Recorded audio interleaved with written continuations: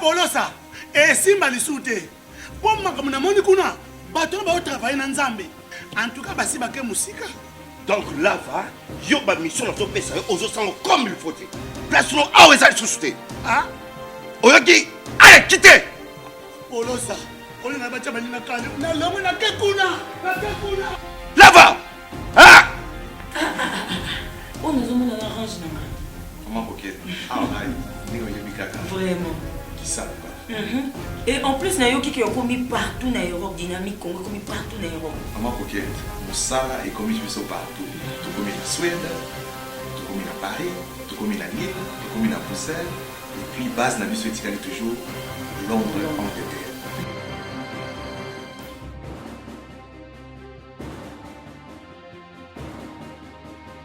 Biso na dynamique Congo, toza ko avancer na nkolo.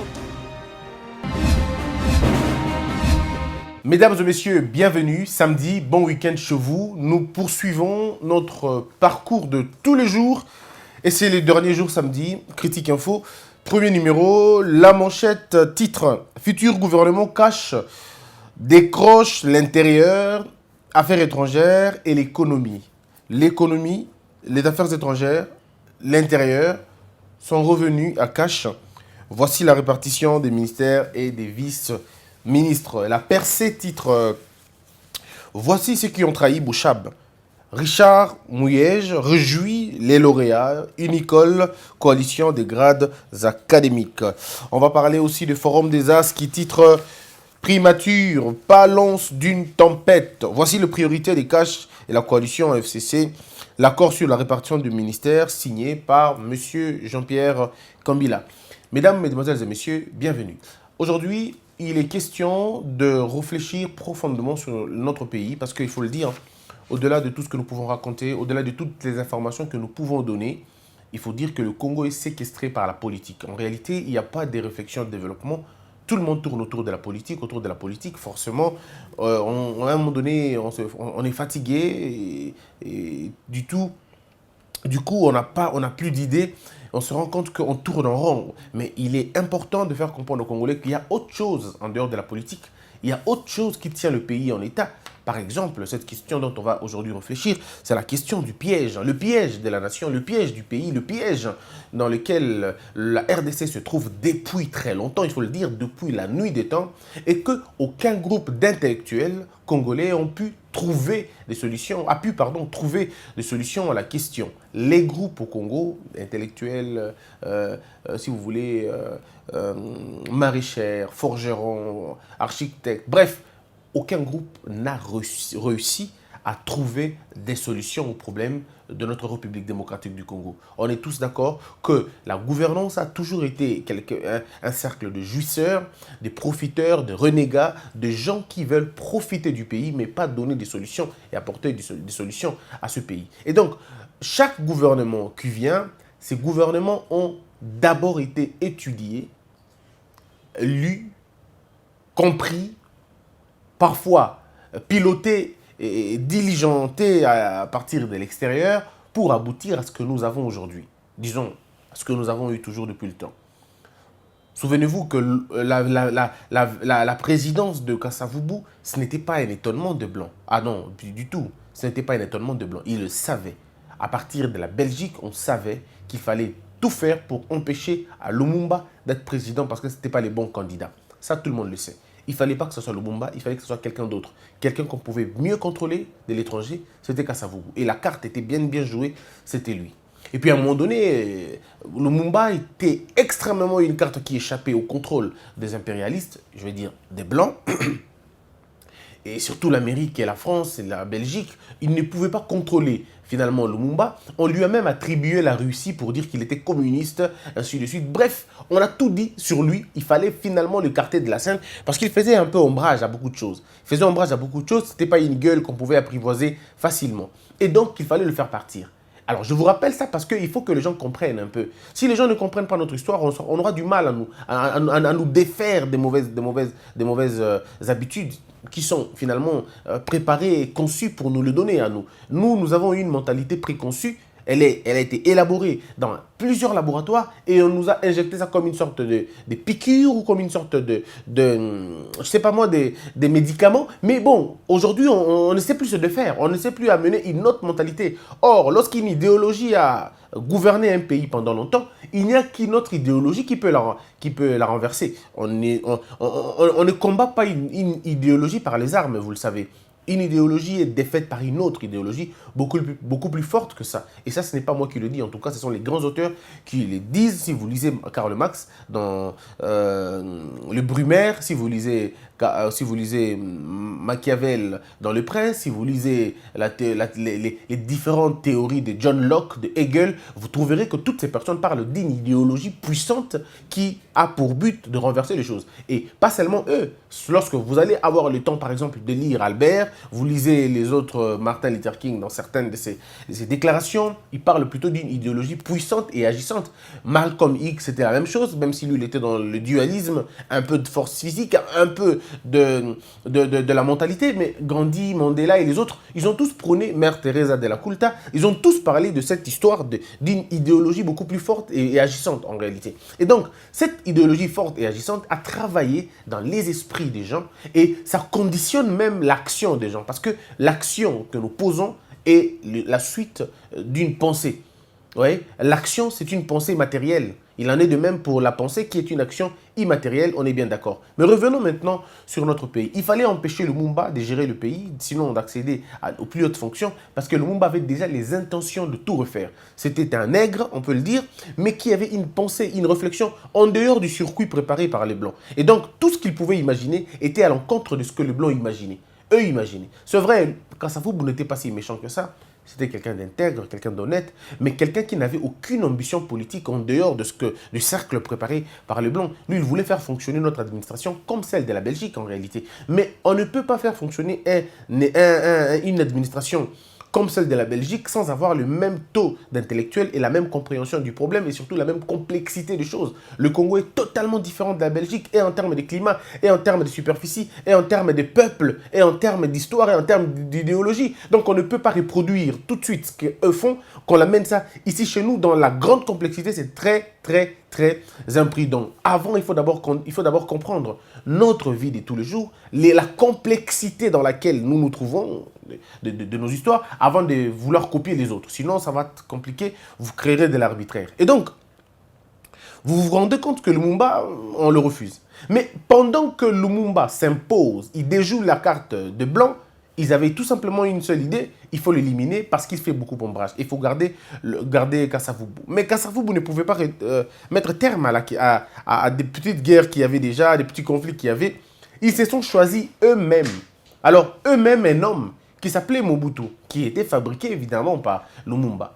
Lumumba avait pensé que Mobutu était quelqu'un de très éclairé, il fallait l'amener, il fallait le propulser. Et Lumumba l'a fait, malheureusement. Les Blancs ont récupéré Mobutu et l'ont donné la mission de faire du mal à son maître. Et l'histoire retiendra que Mobutu a fait cela. Mobutu a traqué Kasavubu, il a traqué Lumumba, il a traqué Okito, il a traqué Moulele, il a traqué tous les pères de l'indépendance parce qu'il voulait être le seul tigre. Et donc, si vous êtes père de l'indépendance, ou vous dites Mobutu est roi, ou vous dites qu'il n'est pas roi, vous partez. Alors, la seule façon pour eux de partir, c'est, vous trouvez ça dans le royaume de Machiavel, la seule façon de voir son ennemi se taire, c'est de le tuer. Et donc, il fallait qu'il meure pour que lui soit aujourd'hui au sommet. Ça, on ne peut pas falsifier l'histoire, mais c'est comme ça. C'est comme ça. Nous allons rentrer dans une sorte de barbarie, mais dirigée par l'Amérique. L'Amérique était bien d'accord avec Mobutu. Toutes les exactions que Mobutu a eu à commettre, l'Amérique était d'accord avec Mobutu. D'accord. D'accord, le long cimetière du Kasaï, Mobutu était là, il le voyait. Et l'Amérique était d'accord. En ce moment-là, il n'y a pas de crime, il n'y a aucun problème. Même s'il y avait quelques opérateurs américains isolés qui fustigeaient le comportement, qui parlaient, ça faisait des tollés. Mais lorsque l'Amérique n'a pas encore dit non, eh bien, tout ce que vous pouvez dire, c'est rien du tout. Eh bien, c'était comme ça. Mais à un moment donné, Mobutu se rend compte que, bon, avec l'histoire du Rwanda, l'histoire du Burundi, l'histoire des autres, ça commence à devenir un peu compliqué pour lui. Ça commence à devenir une sorte de poids pour lui. Il commence à apprendre aussi que l'Amérique commence à vouloir faire autre chose. Et bien évidemment, après sa visite en Chine et tout, l'Amérique n'était pas du tout d'accord avec cette approche. Parce qu'il faut le dire, ce n'est pas M. Kabila qui a amené les Chinois au Congo. C'est M. Mobutu qui avait amené les Chinois. Au début, c'était d'abord lui. D'abord lui, et puis après, c'est autre chose. Mais lui, d'abord, était le premier à aller voir les Chinois, à être épaté par la Chine de Mao et tout. Quand il revient ici, déjà, les États-Unis n'avaient pas bien compris la question. Et ça, je ne rentre pas dans l'histoire profonde, mais je vous parle du superficiel, de ce qui était vu, pour passer vite, parce que le temps nous manquera de rester dedans et pour en parler. Donc, ici, je suis en train de vous dire simplement que comment le plan américain fonctionne quand il s'agit d'un président africain et tout. Et si vous lisez Foucault, il dit par exemple comment un livre merveilleux, qu'est-ce qu'il dit dans le livre? Il dit comment construire et détruire un chef d'État africain. C'est pas moi, c'est son livre à lui. Comment détruire et construire un chef d'État africain. Et dans ce livre, vous trouvez des révélations surprenantes. En réalité, rien ne surprend ces gens-là. Ils savent déjà, même lorsque vous êtes dans vos histoires de parodies électorales, ils savent qui va être président et qui ne va pas l'être. Voilà pourquoi moi j'ai dit, le jour où la vérité éclatera sur les questions de ce qu'on appelle vérité des urnes, vous comprendrez que votre machine à voter n'était qu'un instrument inutile, qui faisait autre chose en tout cas, qui n'était là que pour produire les bulletins de quelqu'un bien déterminé déjà. Mais ce jour où la quand arrivera, vous comprendrez que la vérité dont vous parlez généralement, elle est tout autre. Elle est tout autre, cette vérité dont vous parlez. Donc l'Amérique a toujours été au centre de beaucoup de choses. Et donc, le piège dans lequel aujourd'hui on se trouve, c'est il y a beaucoup de fronts. En réalité, le Congo se bat dans un front à multiples variables, à multiples inconnus. On ne sait pas qui est qui et qui fait quoi. Pas que nous, on ne sait pas. Mais la conscience sait. La conscience sait que nous devons d'abord faire part à beaucoup de choses. Il y a d'un côté la pression occidentale. Je suis poli en le disant, mais d'autres l'appellent la pression impérialiste, où vous avez une volonté de maintenir le Congo dans cette situation-là, parce qu'il faut dire, la première usine, industrie dans le monde, la plus riche dans le monde, c'est la guerre. La première industrie la plus forte et la plus riche, c'est la guerre. Aujourd'hui, on peut le dire, les États-Unis sont d'un pays le plus fort, mais vous allez vous-même remarquer que depuis plus de 50 ans, les États-Unis sont derrière des guerres inestimables. Ce n'est pas une accusation, mais vous le savez vous-même. Si ce n'est pas en Russie, si ce n'est pas en Syrie, ça doit être en Iran. Si ce n'est pas en Iran, ça doit être en Irak. Si ce n'est pas en Irak, ça va être en Koweït. Si ce n'est pas Koweït, ça sera Kosovo. Si ce n'est pas Kosovo, ça va être l'Est. Si ce n'est pas l'Est du pays, de la RDC. Bien évidemment, ils sont toujours dans ces choses-là. Mais ils ne disent jamais que c'est eux, en réalité. Ils ne disent jamais que c'est eux. Mais nous savons tous, nous ne sommes pas des petits-enfants. On sait tous lire qui sont derrière ces choses-là. Vous allez voir ces pays-là. Où achètent-ils les armes ? Ils achètent les armes dans quel type de pays? C'est des pays qui disent qu'ils ne vendent pas les armes. C'est des pays qui disent qu'ils sont pro la paix, pro le développement. Mais en réalité, nous savons tous que ces pays-là, qui font la guerre aujourd'hui, achètent les armes dans des très grosses puissances, très grandes puissances. Mais tout le monde ferme les yeux. Où se trouve l'arbitrage international pour voir qui vend les armes et qui ne les vend pas? Bon, ça va être un grand débat. On dira, mais non, ça, c'est pas un débat. Mais c'est ça le grand débat en réalité. La guerre reste la plus grande industrie dans le monde qui rapporte beaucoup plus d'argent. C'est la guerre. Deuxième chose, c'est la pharmacie. La pharmacie rapporte beaucoup plus d'argent encore. La pharmacie, il y a la guerre. Nous passons dans l'armement et tous les autres. Nous avons la pharmacie avec toutes les sortes, tous les vaccins, ce que vous connaissez, les tralala que vous connaissez, les maladies qu'on crée, les bombes biologiques, on parle d'Ebola de ce côté, on parle rouge, tout ça. On sait tous que ce sont des histoires fabriqués, montés de toutes pièces, parce qu'il faut écouler certains médicaments. Ce sont des vérités claires et que les gens ne voudront pas peut-être comprendre, mais c'est ça en réalité. Ils vous mettent dans cette situation-là pour que vous puissiez rester là et que vous ne puissiez pas vous en sortir. Et c'est pourquoi vous allez voir, dans ces pays-là, lorsqu'il y a un projet d'un vaccin national qui naît, ce sont les firmes internationales qui combattent ces personnes-là au prix même de les tuer. Et vous le savez même, combien sont morts avec leur formule. Parce qu'il a découvert la formule de la malaria, il a découvert la formule de ceci et de cela. Ils sont traqués, ils sont morts. Parce que la plus grande usine aujourd'hui, c'est d'abord l'armement, je dis, la pharmacie et puis les richesses. Les richesses, tous les pays qui sont riches aujourd'hui et qui ont des politiques faibles et qui ont des hommes très faibles, facilement corruptibles, ce sont des gens qu'on promet. Ce sont des gens qu'on promet. Les firmes internationales, quand ils viennent en Afrique, ils ne cherchent pas une classe politique éveillée. Ce n'est pas possible, ça ne peut pas marcher. Une classe politique éveillée doit être mise à l'écart. Il faut mettre en sorte, il faut élever les pantins, il faut élever les marionnettes. Et du coup, l'Afrique a toujours eu des marionnettes. Lorsque vous êtes au Cameroun, vous trouvez un gouvernement rempli de marionnettes. Vous êtes au Congo, vous trouvez un gouvernement rempli de marionnettes. Vous êtes en Côte d'Ivoire, un gouvernement rempli de marionnettes. En réalité, ce sont des gens qui sont mis en place, mis en mouvement pour protéger les intérêts des Blancs, sinon des Occidentaux. C'est en fait ça la vérité, même si on ne dira pas, mais c'est là la vérité. Lorsque ces firmes arrivent au Congo, ils regardent chacun d'entre eux. Ils sont en train aussi d'examiner. Ils se disent, mais en RDC par exemple, quelle est la classe politique qui peut nous amener, qui peut nous faciliter la tâche?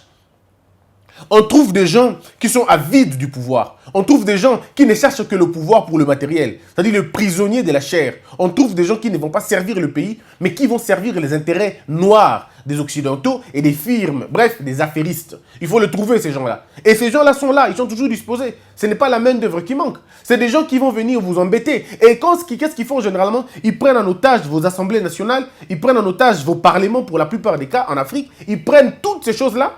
Ils vous mettent en bloc et ils vous empêchent de réfléchir autrement. Ils vous placent dans un carcan où vous n'allez réfléchir que politique, et vous n'aurez aucune idée du développement. Au point que quand il s'agira de construire des routes, ils vont vous amener leur Banque mondiale, ils vont vous amener leur FMI, ils vont vous amener leur BAD pour vous dire « Nous allons construire des ponts, nous allons construire des ports, nous allons construire des routes pour vous. » Mais c'est à vous de voir. Parce que vous n'avez pas d'argent. Et ils vous font croire que vous n'avez pas d'argent malgré les potentiels que vous avez. Ils vous font croire que vous n'avez pas l'argent.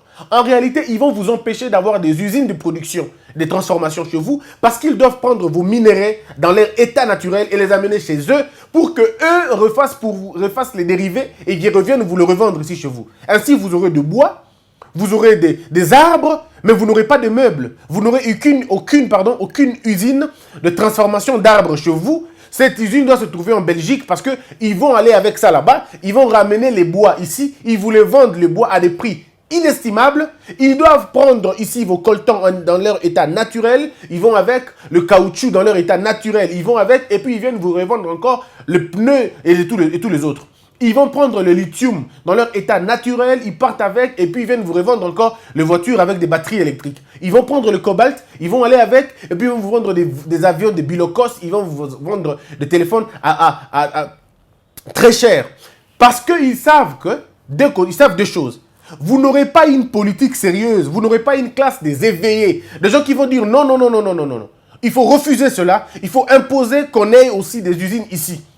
Il faut imposer qu'on ait des usines ici. Il faut faire en sorte que l'arbre qui est coupé au Congo soit transformé au Congo et que les planches partent là-bas. Parce qu'en faisant ça, nous captons le capitaux, nous captons beaucoup de choses ici, nous imposons un marché chez nous et nous avons beaucoup d'argent. Et plus nous avons beaucoup d'argent, nous avons le moyen de créer d'autres entreprises. Et finalement, vous allez vous rendre compte que 10% de ce que vous avez produit partent à l'étranger, Et ça, c'est 10%. Mais 90% de la production, vous l'avez ici et vous la distribuez ici. Contrairement à ce qui se passe aujourd'hui, où vous n'avez que pratiquement 2% ou 3% de vos propres productions et la majorité part à l'étranger.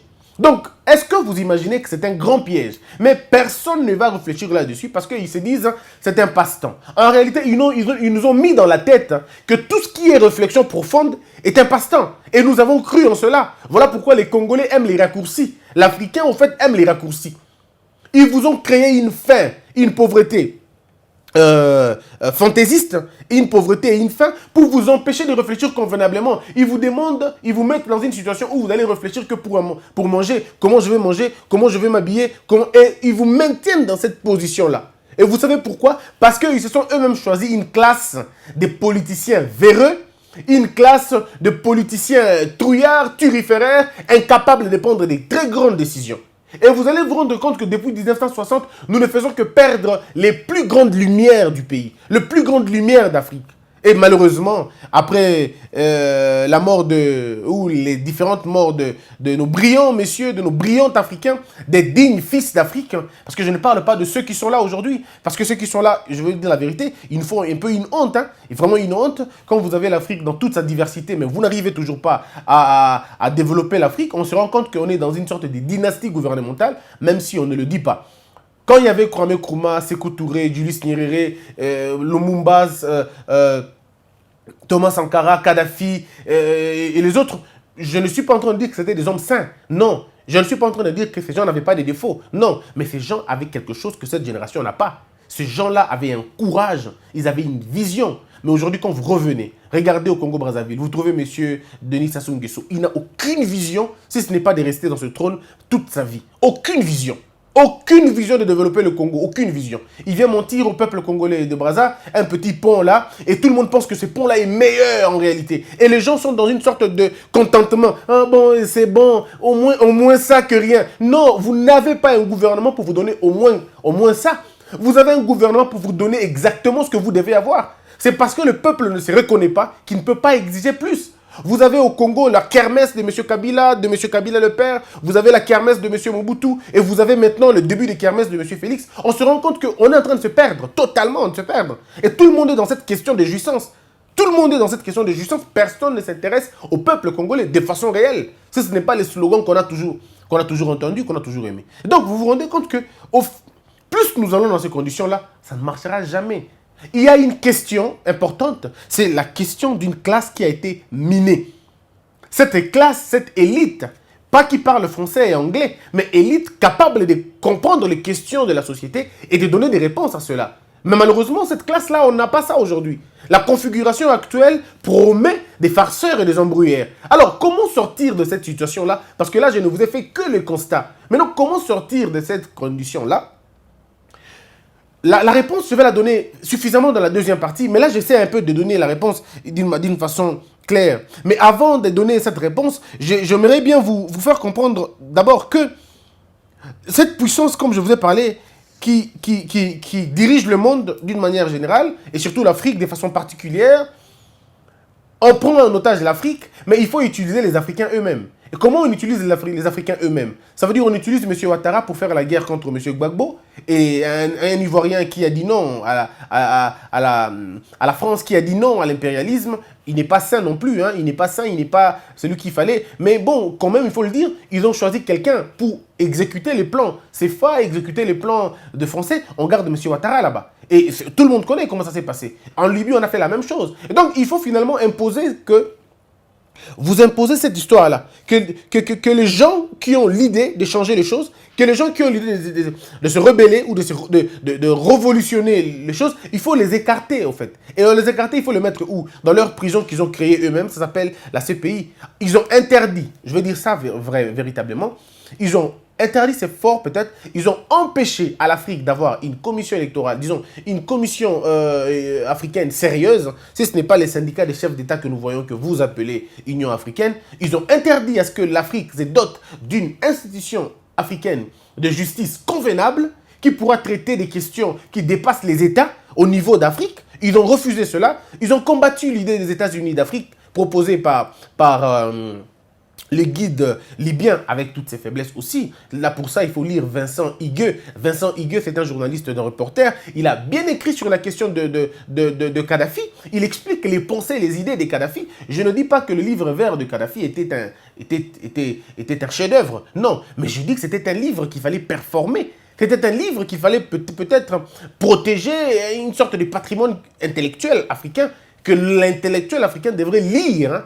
Et puis voilà, on devait lire ce livre-là, essayer de prendre le mémoire de Tchenkata Diop, le mettre ensemble pour trouver un peu des solutions pour booster l'Afrique afin que l'Afrique se développe. Malheureusement, c'était dans cette histoire d'égoïsme-là. Donc, ils ont trouvé des gens, une classe qui va profiter, disons, permettre leur intrusion, qui puissent gagner beaucoup plus que nous puissions perdre. Et c'est le jeu dans lequel Félix Tshisekedi est tombé aujourd'hui. Le président Félix, quand il est au pouvoir, il se rend compte qu'il a deux types d'Américains. Il y a des Américains, vous lisez sur les réseaux sociaux, il y a des Américains, Basiliki, les Américains sont contre lui, lui partage à pouvoir saler au Malamouté. Ce n'est pas tous les Américains, il y a un bloc il y a un bloc de l'Amérique qui pense que l'uranium congolais a servi à beaucoup de choses. Et que le régime, c'est pour ça que ce groupe-là ne pardonnera jamais à M. Kabila pour avoir fait partir l'uranium congolais. Ça, c'est un fait. Deuxième fait, il y a un autre bloc américain qui estime que le code minier ne devrait pas être modifié, disons, devrait être modifié, parce que le code minier ne va pas à leur faveur. Ça ne les favorise pas. Il y a beaucoup de restrictions qui les empêchent de s'en sortir. Donc, il faut modifier la question. Ça a dérangé l'Amérique et pour ça, on ne pardonnera pas non plus M. Kabila. Mais on va le dire comme si vous le voulez. Ce code, il est important, il est bien.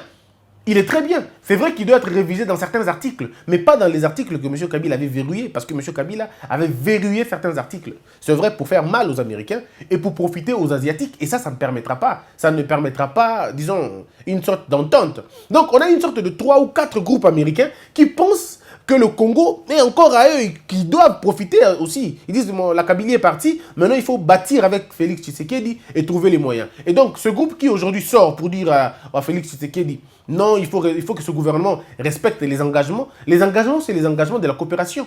Les engagements que M. Félix Tshisekedi a eus avec l'Amérique, c'était l'engagement de la coopération internationale. C'était les engagements sur les mines, les engagements sur certaines de nos richesses. Pas dans l'idée de les vendre, mais c'est dans l'idée de dire certaines cessions, échanges. On va dire échange de services. Nous vous donnons ceci, vous nous donnez cela. Et c'est dans ces cadres-là que certains groupes, certains lobbies ne sont pas d'accord avec lui. Il y en a qui disent que tu as trop donné à ce groupe et que tu ne nous as pas vraiment donné mieux. Et ça crée des petits problèmes. En réalité, c'est comme ça l'Amérique. Et Donald Trump se trouve un peu au sommet. Il est là en train de regarder tout. Il n'a pas besoin d'entrer, de prendre position pour l'un ou pour l'autre, parce que l'un gagne, ça sera l'Amérique toujours, que l'autre perd, ça sera toujours l'Amérique de toutes les façons. Donc pour eux, ils sont tous unanimes que l'Asie perde le marché congolais. Il faut que l'Asie perde le marché congolais au profit de l'Amérique. C'est une guerre dans ce sens-là. Disons-nous la vérité, on ne perdra rien à le dire. Disons-nous la vérité, on ne perdra rien. L'Amérique ne vient pas aider le Congo parce que l'Amérique est un pays démocratique ou parce que l'Amérique aime le Congo. Faux et archi faux. L'Amérique n'a que faire du Congo. L'Amérique veut prendre les richesses du Congo comme tous les autres pays. Mais seulement, ils veulent le faire proprement, ils veulent le faire bien. Disons, entre guillemets, proprement et bien. Ce que je dis, c'est du politiquement correct. Mais en réalité, nous savons tous que ce sont des choses d'intérêt. Ce sont des choses d'intérêt. Le peuple congolais n'est pas mis en avant. Non, le peuple congolais est mis après. D'abord les richesses, ensuite le peuple. Et c'est là le plus grand problème. Les richesses congolaises, le peuple américain, après le peuple congolais. Peut-être aussi le peuple européen, après le peuple congolais. Et c'est là le calcul. Malheureusement, il faut du courage pour le dire. C'est important. Dans la guerre de l'économie, vous l'avez vu, l'Amérique a perdu le marché congolais. Dans la guerre de l'économie, l'Amérique a perdu le marché congolais. Parce que le pouvoir d'achat était dérangé et que l'Amérique ne sait pas se retrouver. L'Amérique s'est retrouvée probablement dans les mines et dans les ressources naturelles. Mais sinon, dans l'économie de tous les jours, c'est la Chine qui l'a remporté. La Chine, ou disons, je veux dire l'Asie de façon générale. Si vous êtes au marché congolais, vous trouverez trois acteurs ou 3 grandes nationalités. Si vous ne trouvez pas les Chinois, vous trouverez les Libanais. Si vous ne trouvez pas les Libanais, vous trouverez les Indiens. Alors si vous n'avez vraiment pas trouvé toutes ces personnes, vous risquez de trouver les Pakistanais et les autres. Bref, l'Asie au contrôle du marché congolais. Ces gens viennent jusque dans nos assiettes. Donc l'assiette que tu tiens, l'assiette dans laquelle tu manges tes histoires, où tu as placé tes histoires, rassure-toi qu'elle est asiatique, elle vient de l'Asie. Elle vient de l'Asie impérativement. En tout cas de l'Asie impérativement. Donc, il ne nous reste plus que d'importer les cafés, les pondous en Chine. Sinon, on a tout importé là-bas. On a même importé la main-d'œuvre chinoise qui nous construit des routes. C'est la main-d'œuvre. Pourtant, la main-d'œuvre devrait être congolaise. Mais la main-d'œuvre, elle est chinoise. Quand on importe les capitaux chinois, la main-d'œuvre chinoise, on se dit, mais finalement, qu'est-ce que l'on fait devant tout ça? Et donc, c'est les plans qu'ils ont conçus pour nous. C'est le plan qu'ils ont conçu pour nous. Maintenant, il faut quoi? Il faut un sursaut patriotique. C'est là que je termine. Il faut un sursaut patriotique. Il faudrait qu'une génération de personnes se réveille et dire, il faut que ça s'arrête maintenant. Il faut dire, ça, c'est pourquoi il faut que le président Félix se réveille. Pour d'abord faire une lecture globale du monde. Vous ne pouvez pas gérer le Congo qui est un pays stratégiquement sous surveillance internationale. Pensez diriger ce pays sans avoir l'idée des enjeux internationaux. Vous devez d'abord savoir qu'est-ce que vous représentez pour le monde. Le Congo représente tout ce dont le monde a besoin. Et de ce fait, on ne peut jamais vous laisser tranquille. On ne vous laissera jamais tranquille. On vous imposera des guerres, on vous imposera une instabilité, on vous imposera une classe politique idiote, on vous imposera une bande d'incompétents qui vont venir vous gérer. Ils vont vous imposer ces choses-là. Parce que vous êtes un pays, le jour où vous vous réveillez, vous changez la carte, vous changez l'histoire du monde. Le Congo, le jour où le Congo se réveille, nous changeons le cours de l'histoire. Et donc, pour ça, il faut que le président Félix Tshisekedi se réveille et comprenne qu'il faut maintenant aligner les meilleurs dans toutes les sphères. C'est-à-dire, quand on a les ministères des Affaires étrangères et le ministère des Affaires étrangères, il faudrait placer des ambassadeurs et des envoyés spéciaux, des vrais internationalistes, j'y arrive, de vrais négociateurs, mais surtout des visionnaires qui vont aller répertorier les intelligences congolaises et ceux qui vont vouloir travailler pour le compte du Congo afin de déjouer petit à petit les jeux qui est mené ou les jeux qui sont généralement tournés contre nous. Ça veut dire, dans toutes les institutions internationales, il faudrait placer des vrais Congolais. Pas des gens qui vont dormir, non, mais de vrais Congolais. Parce qu'il faut qu'on forme de vrais lobbies. Aussi longtemps qu'on n'aura pas des lobbies, aussi longtemps qu'on n'aura pas des hommes capables de dissuader les autres, de persuader les autres, de convaincre les autres, on aura toujours ces fameuses guerres, on aura toujours ces histoires qu'on a au Congo. Il faut que Félix Tshisekedi joue la carte du monde. Il faut qu'il essaie de performer l'art de Mobutu. L'Afrique a besoin d'un chef. Et si vous le remarquez, l'Afrique n'a pas un chef maintenant. Monsieur Kagame veut se créer de son pays, malheureusement. Il est buté par la taille de son pays. Voilà pourquoi il essaie de faire beaucoup mieux que les autres. Mais en réalité, on ne peut pas confier l'Afrique à un homme comme M. Kagame avec son petit pays. Ça va être difficile un peu. Ça va être difficile, ça n'arrivera pas. Mais maintenant, l'Afrique a besoin d'un leader. Souvenez-vous que Mobutu était le leader de l'Afrique. Il y avait Mobutu, il y avait Mobutu pour la peau noire. Hein. Excusez-moi, vraiment, c'est peut-être trop réditionniste.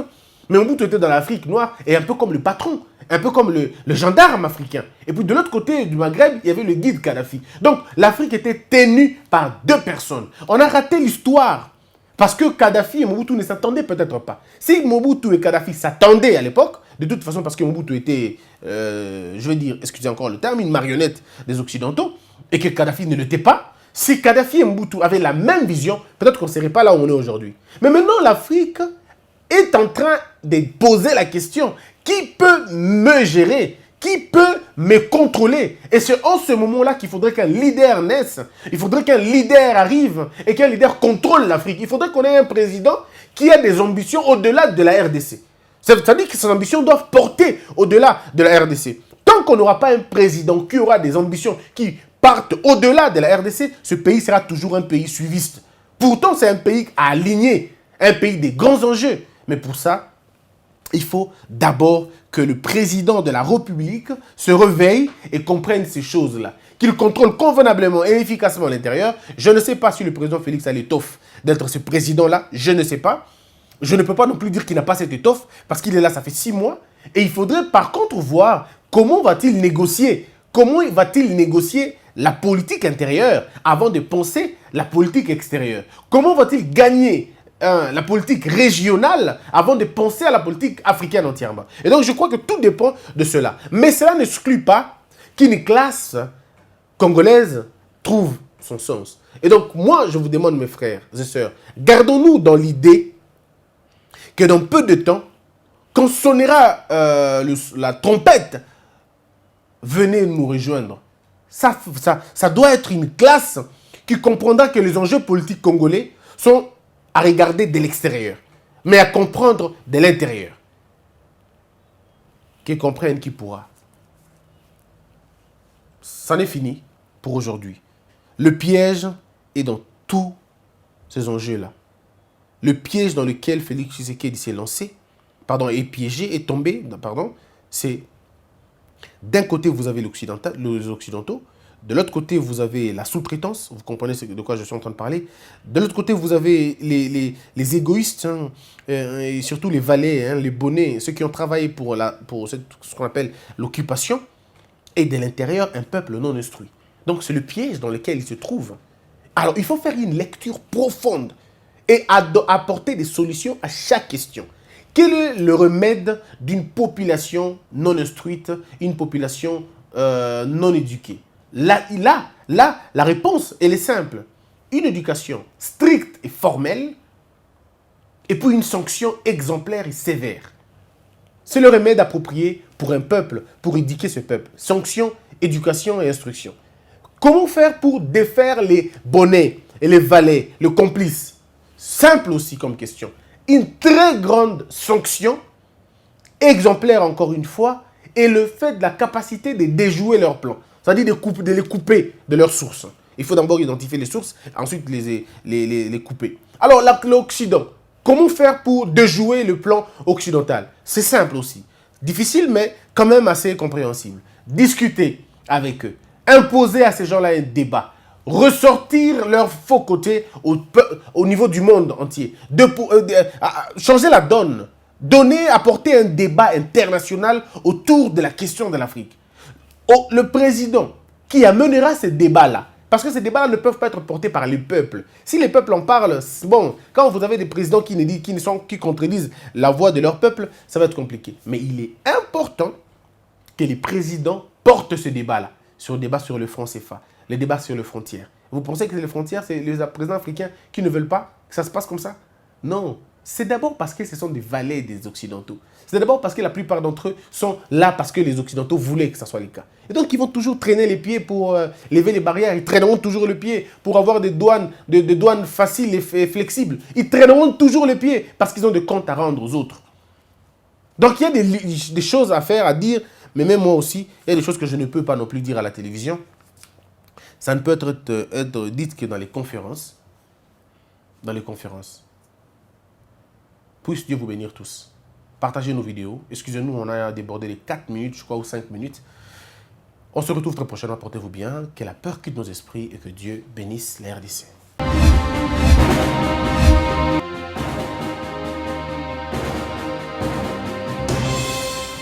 Patron nga Polosa, esimba lisute. Pour makambo na moni kuna, patron ba travailler na Nzambe. En tout cas, basi ba ke musika. Donc là, yo ba mission na to pesa yo ozo sango comme il faut. Place no awe za susute. Ah? Oyoki, allez quitter. Polosa, on na ba chama ni na kale. Na lamu na ke kuna. Là-bas. Ah! Oh, nous avons la range. Comment coquette? Ah, ouais. Vraiment. Qui savent? Et en plus, il y a qui ont commis partout dans l'Europe, dynamique, Congo, commis partout dans l'Europe. Comment coquette? Ça est commis partout. Tout comme en Suède, tout comme à Paris, tout comme à Lille, tout comme à Bruxelles. Et puis, base la mission est toujours Londres, Angleterre.